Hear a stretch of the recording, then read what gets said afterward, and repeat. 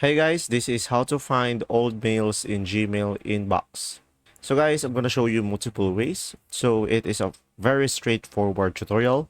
So for the first one is just simply search a specific keyword on the email that you are trying to find. Let's say I'm going for Duolingo. If this video was helpful, please like and subscribe, and thanks for watching. See ya. And from here, you should be able to see all of the Duolingo that has been sent to me. And another option that you have is just simply click on more over here. And from here, you should be able to see here all mail. So from here, you should be able to see all of your mails.